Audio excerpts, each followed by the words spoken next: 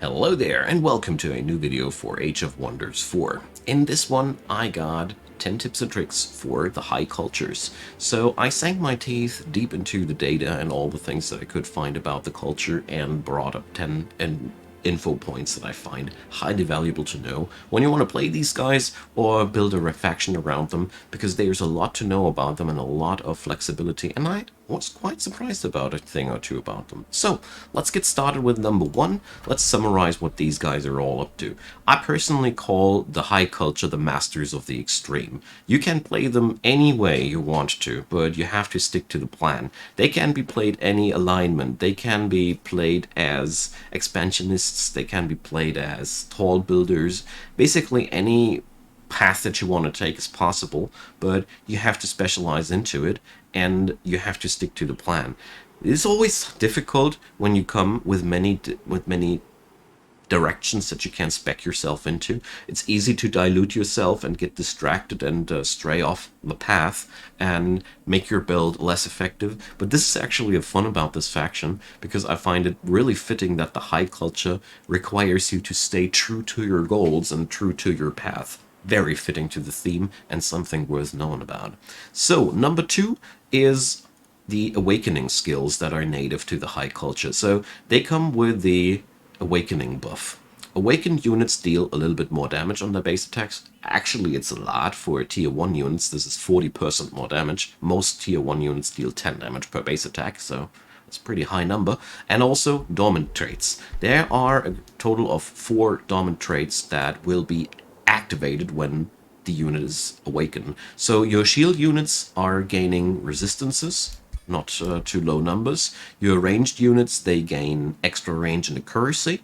Your supporters gain the ability to inflict flanked from a distance. That's 25% bonus damage. Pretty nuts. And your lancers, pole arm units, they gain a extra retaliation attack. So in a nutshell, once your units are awakened, they beat pretty much everybody else from the same tier, because it's a sick base damage bonus with extras if they come from the high culture. As a little icing on the cake, you can also apply a enchantment from a order tome to make sure that all the other civilizations get the same bonuses too. Now, the downside of all that is it eats activities, you know? You need to buff that. It lasts only 3 turns. You have to either put up spells or put up supporters for that. So in a nutshell, it makes you bulky, slow, albeit effective. The Awakening is therefore a pretty cool system. You should totally use it. And yeah, that's pretty it. Let's get on over to number 3. I want to talk about the alignment agenda, which is basically meaning all alignments are welcome. So the high culture is not about goodness, although they gain a small bias towards the good alignment when they start. They can be played any direction. The pure good path is really good for tall builds, because the extra stability helps a lot for huge cities. The neutral build with its extra food and production on the cities is really good for expansionistic plans, whereas the pure evil, well, all units start awakened. That's totally war war boosting, and it basically mitigates the entire problem of the awakening powers by just having them permanently on. It comes with a price of needing to be pure evil, but you know, it's achievable, and it's a good path to play the high culture a completely different way. So this is where a lot of your flexibility comes from, but that's not all. We're going to go into number 4, and that's what I called the jack of all trades economy. These guys are really very, very versatile with their buildings as well. They got the Light Forge as a city structure, which comes with extra gold and draft. So that means they come with a easy way of gaining a lot of more military power. There's also the Artisan Workshop, which comes as draft production and city stability. So there's gold, extra draft, extra production, something of everything. And the last one is the Solar Nexus. I think I haven't built one yet here. So the Solar Nexus, again, adds even more city stability if you are aiming into a magical pathway. The ideal addition for tall builds. So as you see, this is what I call jack of all trades. You can opt into any direction. The only native building you don't have is a food building, but that's really the only downside. That brings me to number 5. I think this civilization is one of the best if you want to play tall. With tall, that is meant a playstyle where you only have as few cities as possible and aim for a victory, like only 3 cities, for example, because that's the minimum number for magical victories, or I don't know if you can achieve expansionistic victory with 3 cities, but that's a completely different topic. But in a nutshell, they are really good at maintaining large cities due to the massive amounts of options that you got to increase city stability. In case you aren't aware of it, every single province that you take on your city is adding a little bit of instability. Therefore, all these factors, you saw them, are really good at that.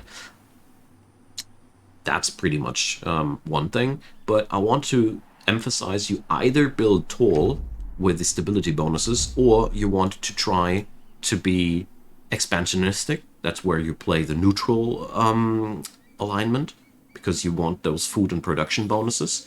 Or you want to be war and conquering, then you go on the pure evil route, and then your cities will be in their weakest state because you're not getting any of these bonuses. But your economy is very, very versatile depending on your alignment and depending on how you utilize those cities. Now, let's get on over to number 6. I want to talk about research and magic, because this is where this civilization is also very, very powerful, because it comes with the Sun Shrine. The Sun Shrine is boosting knowledge income quite massively due to the fact that it comes as a booster for boosts research posts, and therefore you can set up a nice researcher base just along with that province improvement. Just pick some tomes around it and you can amplify that power by a lot. And the solar nexus again is also very synergistic with conduits, so you have a good incentive to pick into some tomes that are bringing bonuses for conduits or improved conduits as well, and you easily have a very, very spell heavy economy just by adding a few things from the outside. But really important to note, you aren't the best naturally when it comes down to spellcasting. Research is the only side where I say, yeah, the high culture is pretty good, because the Sunshrine is a pretty nice booster and gives some nice additions, but they aren't the best by far. They're just keeping up quite well. Now then, so let's get on over to number 7. Let's talk about the roster of the high culture. So your basic units are shields and spear units, and that's all your melee roster, and the rest is all ranged. You are very, very strong on the ranged roster with this faction, and doubly so as the Dawn Defenders are really highly resilient, and the Daylight, well, I don't know if they're always named like that, but the spear units here, they are really good at retaliating. So in a nutshell, you are really good at keeping the enemy attackers away from your ranged units by just tanking them or retaliating a lot and blocking chargers with the polearms, and then retaliating brutally with your ranged units. They are very strong in that regard, and they are really... I personally only consider the high culture only as medium quality in melee terms on their own, because the defenders and the daylight spears, sure, with the awakening they do deal quite some serious damage, but it's not comparable with other factions, not at all. Now, number 8, I want to talk about the Sun Priests and about the fact that you got some of the best supporting units in the entire cultural rosters. My humble opinion, at least. They come with a decent attack. That's not the most special thing, but it's decent.